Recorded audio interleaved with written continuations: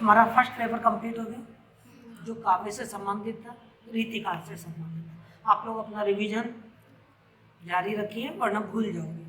हम second part शुरू कर रहे हैं। सेकंड पार्ट में हमारी दो पुस्तकें हैं। एक है कोणार्क जो नाटक है जगदीश चंद्र गुप्ता, मैंने आपको पहले माथुर का पहले भी बताया मैंने, और दूसरा है आपकी एकांकी सप्तक। इसमें आपके 7 एकांकी हैं जो आपको पढ़ना है। अच्छा, ये एकांकी सप्तक नाम है, इसमें एकांकी है, तो सबसे पहले हमारे मन में एक प्रश्न उठता है कि ये एकांकी क्या है, एकांकी किसे कहते हैं, क्या चीज है एकांकी।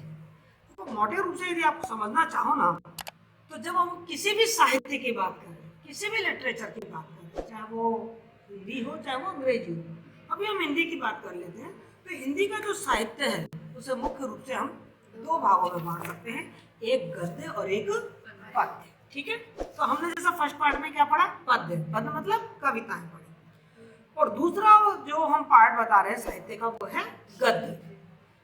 जब हमने हिंदी साहित्य का इतिहास पढ़ा था उसमें हमने आदिकाल पढ़ा, उसमें हमने भक्ति काल पढ़ा, उसमें हमने रीतिकाल पढ़ा, उसमें आधुनिक काल पढ़ा। रीतिकाल तक किसी भी गद्य की बात हमारे सामने नहीं आई थी। ये गद्य की बात आई हमारे सामने आधुनिक काल, यानी कि जो गद्य विधा है वो आधुनिक काल की देन है। अब गद्य विधा में क्या क्या चीजें आती हैं, कहानी आएगी, आपके उपन्यास आएगा, नाटक आएगा, जो हम एकांकी पढ़ने जा रहे हैं एकांकी आएगा, आपने संस्मरण पढ़े होंगे, संस्मरण फर्स्ट में पढ़ा था ना आपने, जैसे पढ़ा था बसंत का अग्रदूत निराला, है ना, तो संस्मरण पूर्णताज आएगा, जैसे अपने रांगी राघव का पढ़ा था, और आपके यात्रा वृतांत आएगा, ठेले पर हिमालय याद आ रहा है आपको, यात्रा वृतांत। तो ये जो चीजें हैं ये सब गद्य की विभिन्न विधाएं हैं। इनमें से एक विधा हम इस समय पढ़ेंगे सेकेंड ईयर में, एकांकी। ठीक है, एकांकी क्या है, अब सवाल होता है एकांकी क्या है। इसका शाब्दिक अर्थ देखो, एक अंकी, जिसमें केवल एक अंक हो, ऐसी गद्य विधा को हम क्या कहते हैं, एकांकी, जिसमें केवल एक ही अंक हो। अब आप ये कहोगे भाई एक ही अंक का क्या मतलब है, तो जब हम इसकी परिभाषा पढ़ेंगे तो मैं आपको अच्छी तरीके से बताऊंगी कि जब भी मतलब इस एकांकी में एक अंक का मतलब ये है कि जीवन की कोई एक घटना, कोई एक महत्वपूर्ण घटना, कोई जीवन का कोई एक पहलू, किसी एक परिस्थिति का अभिनय के रूप में रंगमंच पर प्रस्तुत किया जाए, उसे हम क्या कहते हैं, एकांकी। मतलब पूरे जीवन की घटनाएं नहीं बताई जा रही है, जीवन की कोई एक महत्वपूर्ण घटना रंगमंच पर नाट्य शैली में यदि प्रस्तुत कर दिया जाए तो उसे हम क्या कहते हैं, एकांकी। अब आप कह सकते हो कि एकांकी हमारे लिए नया है, ये विधा कोई नई है या पुरानी है। यदि एकांकी को हम बहुत बड़े रूप में देखें तो लोग कभी कभी एकांकी को नाटक का छोटा रूप कह देते हैं, और नाटक तो बहुत पुरानी परंपरा है, संस्कृत में बहुत पुराने काल से हम नाटकों के परंपरा को देखते चले आ रहे हैं। पर आज का जो एकांकी हम पढ़ रहे हैं वो एकांकी संस्कृत के नाटक से बहुत अलग है। आज का जो एकांकी है वो वास्तव में यदि देखा जाए तो जो पाश्चात्य साहित्य है, जो अंग्रेजी लिटरेचर है, इंग्लिश लिटरेचर है, उसका जो वन एक्ट प्ले, ऐसा प्ले जिसमें केवल एक ही कार्य बताया जा रहा है, उसका हिंदी रूपांतर है एकांकी। तो जो आज हम जो एकांकी पढ़ने जा रहे हैं, या अब जो हम एकांकी आज से पढ़ने जा रहे हैं, वो एकांकी संस्कृत के नाटक से अलग पाश्चात्य सभ्यता संस्कृति में जो वन एक्ट प्ले था उससे हमें ज्यादा प्रभावित दिखाई दे रहा है। तो यदि हम कुल मिलाकर कहें तो ये कह सकते हैं कि आधुनिक युग में प्रथम विश्व युद्ध के बाद जो दूसरा और तीसरी जो दशाब्द था, उस समय से जो एक नाटकीय शैली शुरू हुई, जिसमें केवल जीवन का कोई एक महत्वपूर्ण पहलू या परिस्थिति को नाटकीय शैली में दर्शा दिया जाता था, उसको हम एकांकी कह सकते हैं। मतलब आपका एक शब्द को पकड़ के रखो, 100 बातों की एक बात पकड़ के रखो, एकांकी, यानी कि एक अंक जिसमें हो। और एकांकी को मैं क्या कह रही हूँ, नाटक का ही स्वरूप होता है इसका। क्यों? क्योंकि एकांकी में भी रंगमंच पर उसको अभिनीत किया जाता है। ये दृश्य विधा है, दृश्य और श्रव्य विधा है, जो देखी जाती है। कहानी को देखा नहीं जाता, कहानी को सुना जाता है या पढ़ा जाता है, लेकिन एकांकी को क्या होता है, देखा जाता है। तो ये एक दृश्य विधा है जिसे मंच पर अभिनीत किया जाता है। विभिन्न पात्र होते हैं, पात्रों के माध्यम से वो जो घटना है, वो जो कार्य है, वो उसके प्रस्तुत किया जाता है। इसको हम क्या कहते हैं? एकांकी। अब यदि हम एकांकी की थोड़ी परिभाषा पर ध्यान देना चाहें, और जो कि हमको कुछ परिभाषा हमको याद होनी चाहिए। जैसे मैं कहूँ सेठ गोविंद दास की यदि परिभाषा में देखूं, तो सेठ गोविंद दास कहते हैं कि एकांकी में जीवन का कोई एक भाव, कोई एक विचार, उसकी एकांत अभिव्यक्ति होती है। तो उनकी छोटी सी परिभाषा है, उसे आप याद कर लीजिए। जीवन के किसी एक भाव को, जीवन के किसी एक विचार का जो एकांत अभिव्यक्ति है, उसे हम एकांकी कहते हैं। उसी तरीके से डॉक्टर राम कुमार वर्मा है, उनका मानना यह है कि जीवन के किसी एक कार्य को, किसी एक परिस्थिति को, किसी एक घटना को नाटकीय शैली में चरम अवस्था तक ले जाकर उसका अंत कर देना ही एकांकी कहलाता है। ये दो छोटी छोटी परिभाषा है जो आपको याद होनी चाहिए। डॉक्टर राम कुमार वर्मा तो साफ कहते हैं कि एकांकी को एक मंत्र, एक अंकुश, एक गागर और एक काम का कुसुम धनु मानते हैं, अर्थात जीवन की कोई एक ही घटना होती है जिसका नाटकीय शैली में विकास करके और अंत कर दिया जाता है। डॉक्टर नगेंद्र ने कहा एकांकी में केवल एक अंक होता है। बार बार हम एक ही बात कर रहे हैं। और विस्तार की सीमा होती है, बिल्कुल कहानी जैसी। जैसे कहानी बहुत बड़ी नहीं होती, ऐसे एकांकी भी संक्षिप्त होता है। और जीवन का कोई एक पहलू, जीवन की कोई एक महत्वपूर्ण घटना और संकलन त्रय का पालन इसमें वांछनीय है। अब आपके सामने एक नया शब्द आ गया है, संकलन त्रय किसे कहते हैं। मैं आपको विस्तार से अलग से भी इस पर एक वीडियो बनाऊंगी, संकलन त्रय किसे कहते हैं। और मैंने बनाया भी है, आप मेरे चैनल पे मधुबंधन, जो मेरा चैनल है मधुबंधन हिंदी क्लासेस, उस पर जाके देखिए। मैंने संकलन त्रय पे एक एक्सक्लूसिव वीडियो बना के छोड़ा हुआ है। संकलन त्रय, त्रय मतलब तीन, तीन का संकलन, यानी कि तीन चीजों का समूह, उसको संकलन त्रय कहेंगे। तो एकांकी में तीन चीजों की एकता होती है। एक ही कार्य होता है, एक ही स्थान होता है और एक ही समय होता है। अलग अलग समय, जैसे देखो नाटक वगैरह होते हैं, वो अपन ने क्या देखा है, कोई मतलब 2 साल 3 साल 4 साल तक कोई घटनाएं चलती रहती है। पहले 1 साल पहले ये हुआ, फिर ये हुआ, फिर ये हुआ। एकांकी में ऐसा नहीं होता। एकांकी में एक दिन की घटना होती है, मतलब समय की एकता होती है, बहुत ज्यादा लंबी अवधि नहीं होती। कारण एक ही होता है और स्थान भी बदलता नहीं है। नाटकों में क्या होता है, कोई एक दृश्य कहीं का होता है, फिर दूसरा दृश्य उदयपुर का हो गया, फिर जयपुर का हो गया, फिर अमेरिका का हो गया। नहीं, एकांकी में क्या होता है, स्थान भी एक ही होता है। जैसे जो कोई कार्य घट रहा है वो एक ही कमरे में ही घट रहा है। अब ये आप देखोगे, आप जब उत्सर्ग एकांकी को पढ़ोगे तो देखोगे सारा जितना भी एकांकी की जितनी भी घटनाएं घटी हैं, वो सब के सब एक डॉक्टर साहब के कमरे में ही घट गई है। तो इस तरीके से जो एकांकी है वो एक अंक और विस्तार में एक सीमित गद्य रचना है। एक पाश्चात्य विद्वानों ने भी एकांकी की परिभाषा दी है। हम एक ईटन की परिभाषा को देख लेते हैं, जो बहुत ही इजी और सरल है, आप आराम से उसको याद भी कर सकते हैं। एकांकी किसी एक घटना, बार बार कह रहे हैं, कोई एक घटना, बहुत सारी घटनाएं नहीं होती, कोई एक विषय अथवा कोई एक परिस्थिति से आरंभ होकर और उसी में पल्लवित होता हुआ और अपना समग्र प्रभाव डालकर विकास को ग्रहण करता है। मतलब एकांकी का जो प्रभाव होता है, छोटी सी चीज होती है एकांकी, सीमित उसका आकार होता है, लेकिन उसका प्रभाव बहुत गहरा होता है। ये है एकांकी। कोई दिक्कत आएगी आपको? अब आपके दिमाग में एक प्रश्न तो आ रहा होगा कि मैडम क्या दिक्कत थी, पहले नाटक लिखे जाते थे ना, ये एकांकी क्यों लिखे जा रहे हैं? आ रहा है क्या ये प्रश्न? आ रहा है क्या? तो भैया एक बात बताओ, तुम लोग क्रिकेट देखते हो? पहले टेस्ट में चला करते थे 5-5 दिन, आजकल 2020 क्यों चल रहा है? और आप देख रहे हैं 2020 बहुत ज्यादा पॉपुलर हो गया है। लोग अब टेस्ट मैच देखना नहीं चाहते, अब 2020 में सारा आनंद प्राप्त कर लेते, क्योंकि इंसान के पास ना इतना समय और वो बहुत व्यस्त है, उसके पास इतना समय और इतना धैर्य नहीं है कि वो इतनी लंबा नाटक पढ़े। उसे तो कोई छोटा सा एकांकी चाहिए जिसमें किसी एक समस्या, किसी एक प्रश्न को प्रस्तुत मनोरंजक रूप से प्रस्तुत किया हुआ, मतलब उसके पास अपने मनोरंजन के लिए भी ज्यादा समय नहीं है, बहुत जल्दी से उसका मनोरंजन हो जाए। इसलिए एकांकी का विकास हुआ और एकांकी आजकल बहुत ज्यादा प्रचलित हो गए हैं, बहुत एकांकी लिखे जाने लगे। यदि हम भारत में एकांकी के विकास की बात करें तो जैसा मैंने आपसे कहा कि एकांकी आधुनिक युग की देन है। अब आधुनिक युग प्रारंभ कहाँ से होता है? भारतेंदु युग से। तो एकांकी भारतेंदु युग से प्रारंभ हुआ, मतलब भारतेंदु ने एकांकी लिखने प्रारंभ करे। भारतेंदु युग में एकांकी की विकास यात्रा शुरू हुई। द्विवेदी काल, भारतेंदु के बाद दूसरा युग आता है द्विवेदी काल।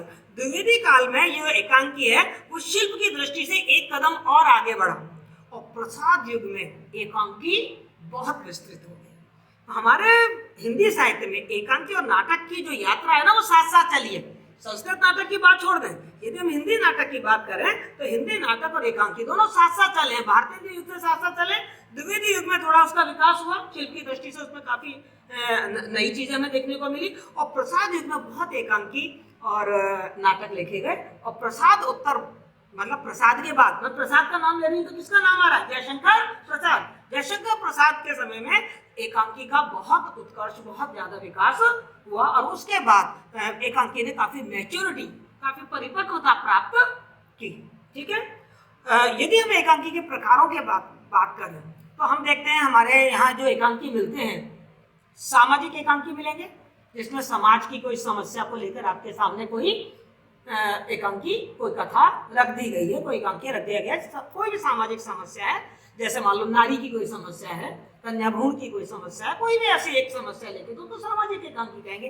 पौराणिक एकांकी, पौराणिक एकांकी मतलब हमारे जो पुराणों के प्रसिद्ध चरित्र हैं, घटनाएं हैं, उन पर कोई एकांकी लिखा गया हो। ऐतिहासिक, इतिहास की बात से लिखा हो, जैसे दीपदान पन्ना दाई पे लिखा गया है तो ये ऐतिहासिक एकांकी हो गए। ठीक है ना। ऐसे ही राजनीतिक एकांकी, जो राजनीतिक घटनाओं पर लिखे गए हों उनको हम राजनीतिक एकांकी कह देंगे। कुछ एकांकी चरित्र प्रधान होते हैं, कुछ एकांकी कथा प्रधान होते हैं। तो इस तरीके से एकांकी के अलग अलग रूप हमको हिंदी साहित्य में देखने को मिलते हैं। अब इतनी सारी बातें आपने देख ली, अब आपके सामने एक प्रश्न आ रहा होगा, मैडम एकांकी और नाटक में अंतर क्या है? तो नाटक भी हम देखते हैं रंगमंच पर ही प्रस्तुत किया जाता है, वो भी एक दृश्य विधा है, उसे भी देखते हैं, उसमें भी पात्र होते हैं, उसमें भी कहानी होती है, उसमें भी पात्र आपस में बातचीत करते हैं, रंगमंच की सज्जा होती है। फिर एकांकी और नाटक में आपने कह तो दिया कि एकांकी और नाटक में अंतर है, पर यह तो बता दो अंतर क्या है, क्या अंतर है? तो मैं आपको यदि कहूँ ना तो एकांकी और नाटक में वही अंतर है जो कहानी और उपन्यास में होता है। कोई एक उपन्यास होता है, उसमें क्या होता है, पूरे जीवन की सारी घटनाओं का वर्णन होता है, लेकिन कहानी में क्या पूरे जीवन की सारी घटनाओं का वर्णन होता है? आपने मधुआ कहानी पढ़ी थी जयशंकर प्रसाद की, उदाहरण दे रही हूँ आपको, तो क्या देखा आपने उसमें? उसमें मधुआ के जीवन की केवल एक ही घटना थी ना, शराबी के जीवन की केवल एक ही घटना थी ना, ये बहुत सारी घटनाएं थी, नहीं थी ना। तो उसी तरीके से एकांकी में भी केवल जीवन की कोई एक ही घटना दिखाई जाती है, समग्र घटनाएं नहीं दिखाई जाती। अभी आप उपन्यास की बात कर लीजिए, निर्मला उपन्यास को ले लीजिए, उसमें निर्मला के जीवन की सारी घटनाएं बताई गई है, जन्म से लेके और उसकी मृत्यु तक की सारी घटनाएं बताई गई है। ऐसे ही नाटक में बहुत सारी घटनाएं होती हैं, एकांकी में वो घटनाएं नहीं होती। यदि मैं कहूं कि नाटक महाकाव्य जैसा होता है, जैसे रामायण महाभारत, कितनी सारी घटनाएं हैं, कितनी सारी कथाएं हैं, सहायक कथाएं हैं, कितने सारे पात्र हैं, लेकिन खंड काव्य कहूं मैं, मुक्तक कहूं मैं, तो मुक्तक में क्या होता है, कोई एक विचार होता है और छोटी सी कविता लिख दी जाती है ना। ऐसे ही एकांकी मुक्तक जैसा होता है, और जो नाटक होता है वो कैसा होता है, महाकाव्य जैसा होता है। तो इस उदाहरण से आपको नाटक और एकांकी का अंतर समझ में आया होगा। विस्तार से यदि हम देखें, यदि आपके एग्जाम में प्रश्न आ जाए तो इस प्रश्न को हमेशा कैसे करना, बीच में एक लाइन खींचना, एक तरफ लिखना एकांकी और एक तरफ लिखना नाटक। उसके पहले छोटी सी भूमिका बता दी आपने, जैसे मैंने बताई है कि हम नाटक को महाकाव्य या उपन्यास से समानता कर सकते हैं और एकांकी की हम कहानी या मुक्तक से समानता दिखा सकते हैं। इनके अंतर क्या है? एकांकी नाम से मालूम पड़ रहा है जिसमें एक ही अंक हो, यानी कि एक ही भाग हो, अलग अलग भाग उसके ना हो। और नाटक में क्या होता है, एक से अधिक अंक होते हैं, 3 अंक भी हो और 3 से ज्यादा अंक भी हो सकते हैं। क्लियर? एक अंतर तो आपको ये समझ में आ गया एकांकी और नाटक में। एकांकी में केवल एक ही भाग है, एक ही अंक है, और जबकि नाटक में कई सारे भाग हैं, कई सारे अंक हैं। दूसरा क्या है कि एकांकी में केवल एक ही कार्य है, जैसे मैंने आपको बताया, कोई एक ही कार्य, कोई एक ही घटना, कोई एक ही परिस्थिति आती है, जबकि नाटक में एक से अधिक घटनाएं आ जाती हैं, एक से अधिक कथाएं आती हैं, कुछ प्रासंगिक कथाएं आती हैं। जैसे अपन रामायण पढ़ते हैं, मैंने भी महाकाव्य से तुलना करी नाटक की, तो अपन क्या कहते हैं, राम जी की कथा कही पर साथ में कितनी सारी कथाएं, सुग्रीव की वही आ गई, है ना, कितनी सारी कथाएं आ जाती है बीच बीच में। तो जो एकांकी होता है उसमें केवल एक ही समस्या, एक ही कथा, एक ही घटना, एक ही परिस्थिति होती है, और नाटक में एक से अधिक कथाएं होती हैं, एक से अधिक उपकथाएं हो जाती हैं, प्रासंगिक कथाएं साथ में और आ जाती हैं, विभिन्न घटनाएं आ जाती हैं। जो जब एक ही अंक होगा तो एकांकी का आकार कैसा होगा, छोटा होगा, विस्तृत नहीं होगा, सीमित होगा। और जो उसमें उसका विस्तार बहुत ज्यादा है तो नाटक का आकार क्या होगा, पूरा विस्तारों को उठा के देख लो आप, आपकी ये किताब है, इसमें 7 एकांकी है, और आपका कोणार्क उठा के देखो केवल एक ही नाटक है, उसका आकार बड़ा, उसमें देखना कितने अंक है, 3 अंक है उसमें। कोणार्क में आप पढ़ोगे 3 अंक है, और जबकि यहाँ एकांकी में तो केवल एक ही अंक होता है। इसी तरीके से जो एकांकी होते हैं उसमें जीवन की संपूर्ण व्याख्या होती है, संपूर्ण संदर्भ दिखाए गए होते हैं जब उसमें नाटक में, जबकि एकांकी में हम क्या करते हैं, मात्र कोई एक संदर्भ दिखाया होता है। अच्छा, जब इतनी सारी बात कर रहे हैं तो आप मुझे बताओ, थोड़ा सा मतलब कॉमन सेंस से बताओ कि पात्र किसमें ज्यादा होंगे, नाटक में या एकांकी में? नेचुरल सी बात है, उसमें पात्रों की संख्या भी बहुत होती है नाटक में, और एकांकी में पात्रों की संख्या बहुत ही कम होती है, 2, 3, 4, 5, बस इससे ज्यादा नहीं होती। अभी आपका पहला एकांकी उठाइए, उत्सव, केवल 3 पात्र, डॉक्टर साहब की बेटी और साहब, और आप कोणार्क को उठा के देखना, उसमें कितने सारे पात्र। तो नाटक में बहुत सारे पात्र होते हैं और इसमें बहुत ही कम पात्र होते हैं। और साथ ही मैंने आपके जैसे बताया कि जो नाटक होता है उसकी कालावधि बहुत दीर्घ हो सकती है, कोई घटना कभी घटी, फिर कोई घटना 1 साल बाद घटी, फिर 3 साल बाद, क्योंकि पूरे जीवन का उसमें संदर्भ आता है, तो उसकी कालावधि बड़ी विस्तृत होती है। और एकांकी में तो मैंने कहा था 1 दिन की या मुश्किल से 2-4 दिन की कोई घटनाओं को इकट्ठा करके बता देते हैं, तो उसके जो कालावधि है वो भी काफी सीमित होती है एकांकी की, और नाटक की जो कालावधि है वो काफी विस्तृत होती है। अच्छा, जब ये इतना छोटा होता है, आकार में भी छोटा होता है ना, और पात्र भी कम है, तो जो एकांकी का जो जब लेखक एकांकी को लिखता है तो बड़ी तीव्रता और गतिशीलता के साथ लिखता है कि जो उसे कहना है वो कम शब्दों में कहना है ना, और कम आकार में कहना है, तो उसका प्रभाव बहुत ही सघन होता है, बहुत ही सघन होता है। और नाटक में क्या होता है, धीरे धीरे रे बना, धीरे सब कुछ, मतलब पात्रों का विकास, कथा का विकास सब धीरे धीरे धीरे धीरे होता है, और इसमें फटाफट घटना है, चुटकियों में घटना घटती है। जैसे भी बनाया 2020 में चटपट आउट लेते, वो चौकी लगी, वो चक्की लगी, वो ज्यादा मजा आता है, ज्यादा सघनता दिखती है। और वहाँ 5 दिन में इतने चौके छक्के नहीं लगते जितने यहाँ पर 1 दिन में चौके छक्के लग जाते। वहाँ 5 दिन में भी कोई सेंचुरी या अर्ध सेंचुरी नहीं बनती, और यहाँ पर 1 दिन में कभी कभी 2-2, 3-3 सेंचुरी बन जाती है ना। और पूरे इनके आउट करो 10 और इनके आउट करो 10, वहाँ 5 दिन में आउट होते हैं, यहाँ 1 दिन में ही सारे आउट हो जाते हैं। तो वो सघनता उसमें ज्यादा होती है। बिल्कुल समझ में आ गया। और उदाहरण के लिए क्या कह सकते हैं कि जो नाटक है वो बिल्कुल उपन्यास जैसा होता है, या महाकाव्य से इसकी तुलना कर सकते हैं, और एकांकी की तुलना हम मुक्तक से कर सकते हैं या कहानी से कर सकते हैं। कोई दिक्कत? इतनी बात समझ में आ गई आपको? अब सबसे इंपॉर्टेंट चीज ये है कि एकांकी के तत्व क्या है। उसके पहले भी एकांकी के तत्व के साथ साथ हम एक चीज और पढ़ेंगे, एकांकी में कौन से एकांकी को हम अच्छा एकांकी कहेंगे, किस एकांकी में क्या विशेषताएं होनी चाहिए। ये सब चीज यदि देखें ना, प्रश्न अलग से आ जाए पर उत्तर आपका यही मिल गया है। जो आपने ये एकांकी और नाटक में अंतर स्पष्ट किया है, इसी में जो एकांकी की तरफ के बिंदु है वही तो एकांकी की विशेषता है। कोई आपसे पूछे एकांकी की विशेषताएं बताइए, भाई एकांकी में एक ही अंक होना चाहिए, एक ही कार्य होना चाहिए, कोई अवधि सीमित होनी चाहिए, पात्र कम होने चाहिए, सघन प्रभाव होना चाहिए, ये है कि नहीं है? तो वास्तव में जो एकांकी है उस एकांकी को हम अच्छा मानते हैं जिस एकांकी में एक ही अंक हो, जिस एकांकी में अनुभूति और अभिव्यक्ति की एकता हो, अलग ना हो, जिसका प्रभाव शीघ्रता से प्रभाव चरम स्थिति में फटाफट पहुंच जाए, मतलब हमें ज्यादा इंतजार ना करना पड़े, फटाफट कोई एक प्रश्न है और वो प्रश्न पूरा मतलब अपने क्लाइमेक्स पे पहुंच जाए बहुत जल्दी से, उसमें संघर्ष हो, द्वंद्व हो, उन एकांकियों को हम बहुत अच्छा एकांकी मानते हैं। तो ये आप एकांकी की कुछ विशेषताएं लिख सकते हैं जो आपके अलग से प्रश्न भी आ सकता है, और नहीं तो ये सारी चीजें आपको एकांकी की भूमिका बनाने में भी काम आएगा। और नहीं तो प्रश्न तो बहुत इंपॉर्टेंट है, एकांकी किसे कहते हैं, एकांकी की परिभाषा दीजिए, एकांकी के तत्व बताइए, एकांकी और नाटक में अंतर स्पष्ट कीजिए, एक एकांकी अच्छे एकांकी की क्या विशेषताएं होती हैं। हम देखते हैं अब एकांकी के तत्व, मतलब किन चीजों से मिलकर एकांकी बनता है। तो एकांकी के 7 तत्व माने गए, इनमें से 6 तत्व तो आपने फर्स्ट ईयर में भी पढ़े थे, कहानी के 6 तत्व पढ़े थे, याद है? जब मैंने आपको उसने कहा था, याद होगा आपने, उसने कहा था कहानी का हमने पूरा का पूरा तात्विक विवेचना की थी, तब मैंने आपको बताया था कि कहानी के 6 तत्व होते हैं। कौन सा? तो एकांकी के भी वही 6 तत्व होते हैं, पर साथ में एक चीज और जुड़ जाती है। क्या जुड़ जाती है? मंचीयता।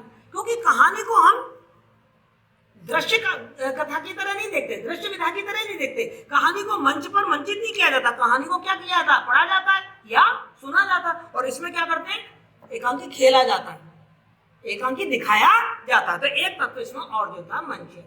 चलिए वो की वही चीजें हैं, पर भी रिवीजन कर लेते हैं। पहला जो तत्व है एकांकी का वो है कथानक। कथानक का मतलब क्या होता है, घटनाक्रम, प्लॉट। किस विषय पर, किस प्रश्न पर, किस समस्या पर आपकी एकांकी लिखी जा रही है, उसे कहते हैं कथानक। क्लियर? जैसे मान लो अपन अभी इसमें पढ़ेंगे, अपन नया पुराना एकांकी पढ़ेंगे। देखो आपकी एकांकियों की से उदाहरण ही दूंगी मैं। नया पुराना एकांकी आपने पढ़ा तो उसका कथानक क्या है कि किस तरीके से समाज में मानवीय मूल्य घटते जा रहे हैं।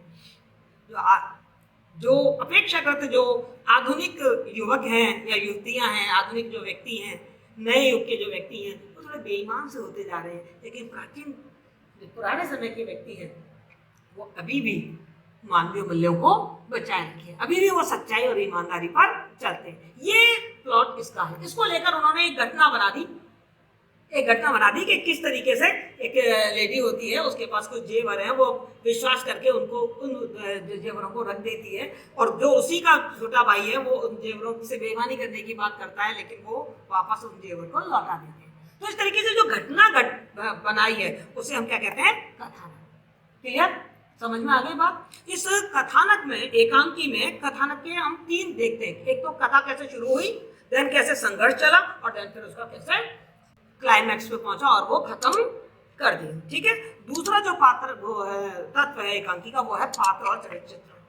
जब मैंने अभी आपसे कहा कि एकांकी तो दिखाया जाता है, एकांकी तो मंच पर खेला जाता है, तो एकांकी लेखक की भाषा में नहीं, बल्कि एकांकी किसकी भाषा में, पात्रों की भाषा में बात होती है। तो उसमें पात्र होनी चाहिए ना, कोई पात्र होनी चाहिए, नहीं होनी चाहिए? तो एकांकी में कुछ पात्र होते हैं जो कथानक के निर्माता होते हैं, उन्हीं पर घटनाएं घटती हैं, उन पात्रों पर ही घटना घटती है। लेकिन पात्र कैसे होने चाहिए, सीमित होने चाहिए।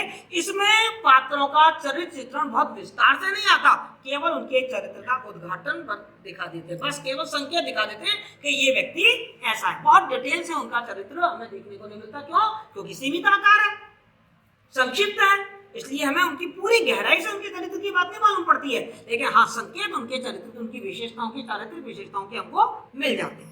इनका जो तीसरा तत्व है वो है संवाद एवं कथोपकथन। संवाद और कथोपकथन का मतलब क्या है, बातचीत करना।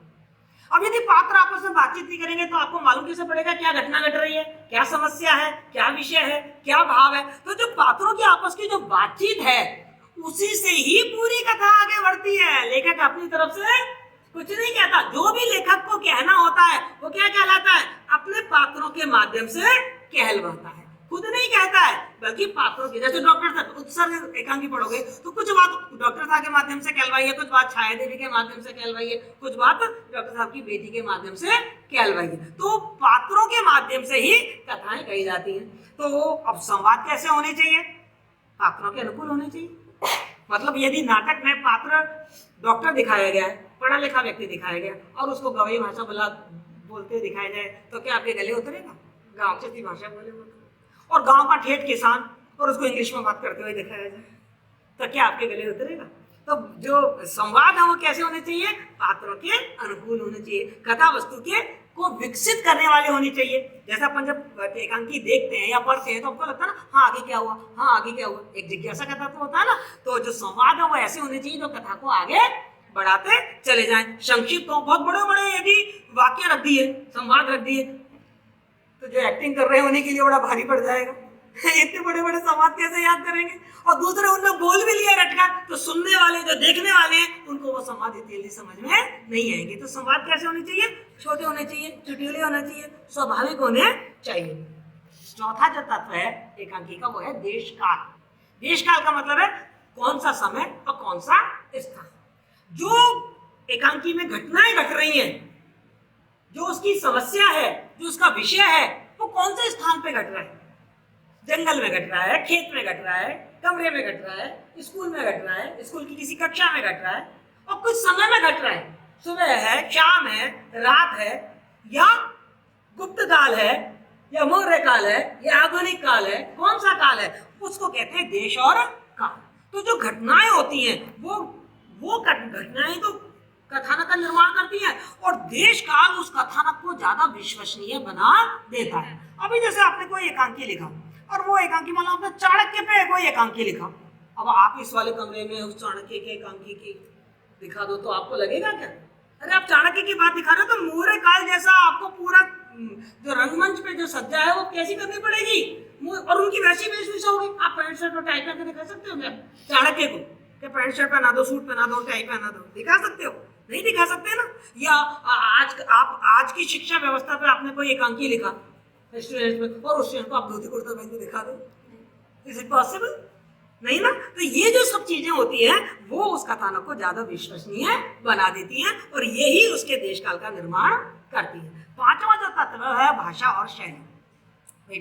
पात्र जो बात करेंगे वो कोई तो भाषा होगी, तो लेखक कोई ना कोई भाषा चुनता है, अपनी बात को कहने का कोई माध्यम होता है और वो माध्यम, जैसा हम हिंदी की बात कर रहे हैं तो वो हिंदी की भाषा लेंगे, लेकिन साथ में देखेंगे हम कि उनकी जो भाषा है वो कैसी होनी चाहिए। हमेशा हमेशा ध्यान रखो भाषा की एक विशेषता होनी चाहिए, भाषा भाव एवं विषय के अनुकूल हो।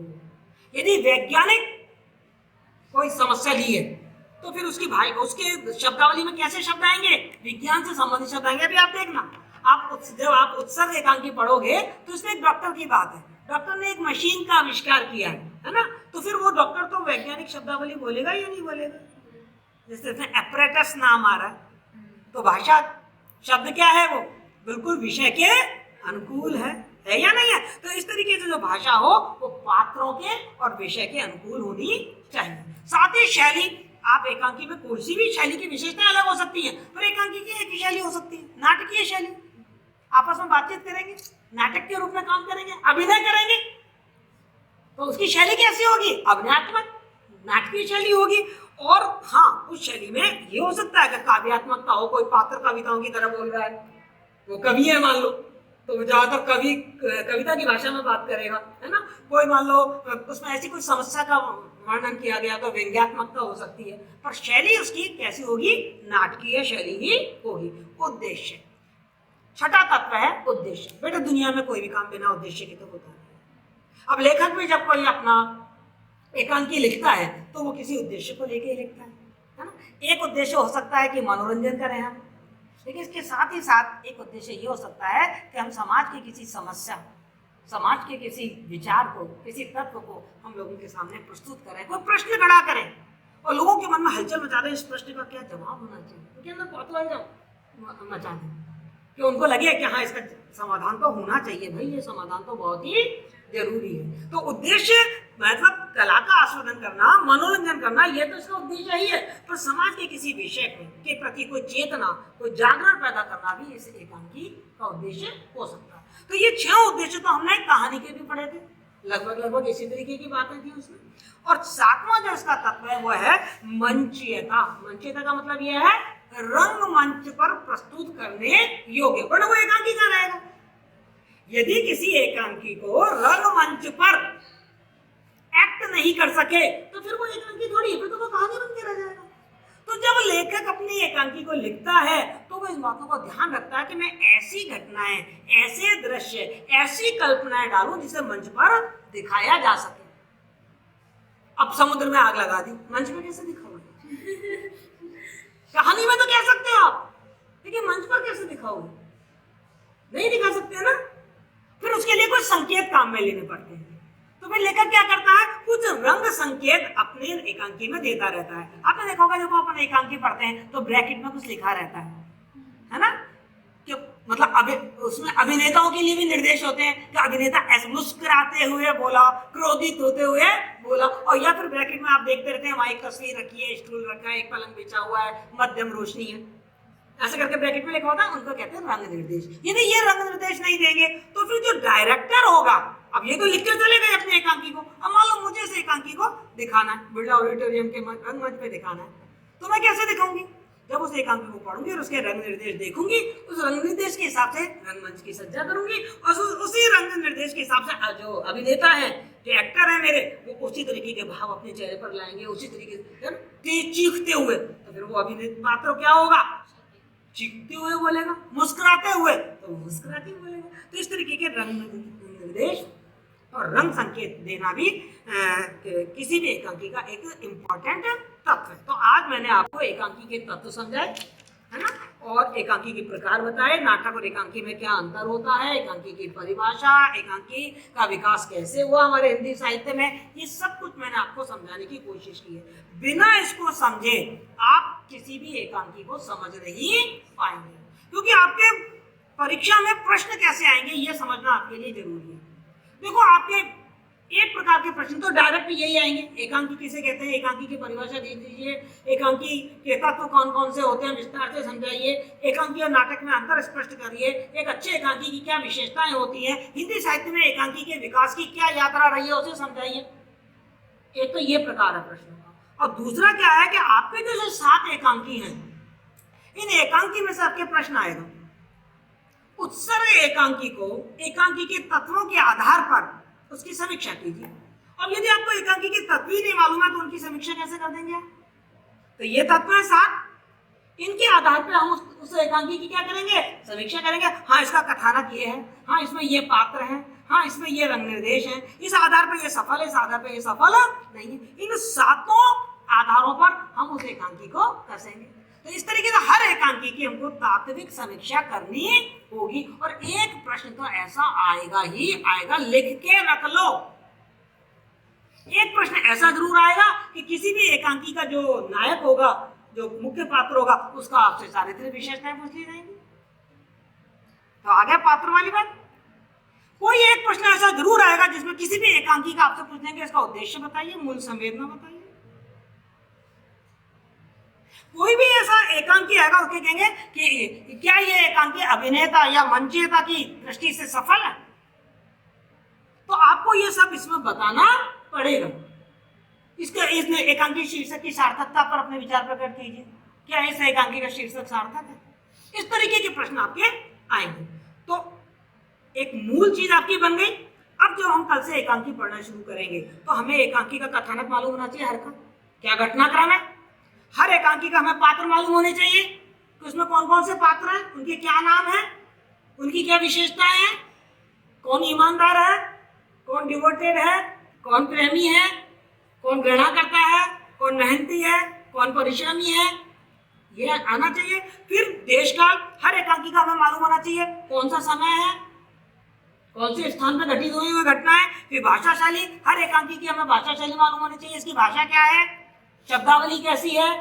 फिर हर एकांकी का हमें उद्देश्य और मूल संवेदना मालूम होनी चाहिए, ये एकांकी की मूल संवेदना क्या है, लेखक इस एकांकी के माध्यम से हमको क्या समझाना चाह रहा है, क्या संदेश देना चाह रहा है, क्या प्रेरणा देना चाह रहा है। तो हर एकांकी को हम इन तत्वों के आधार पर पढ़ेंगे। क्लियर, समझ में आ गया? तो जब तक आप इसको नहीं पढ़ते, क्या ये एकांकी आपको समझ में आते? तो ये पढ़ना आज बहुत जरूरी था। आज हमने इसको पढ़ा है, कल से हम एकांकी पढ़ना शुरू करेंगे। कल कौन सा एकांकी पढ़ेंगे?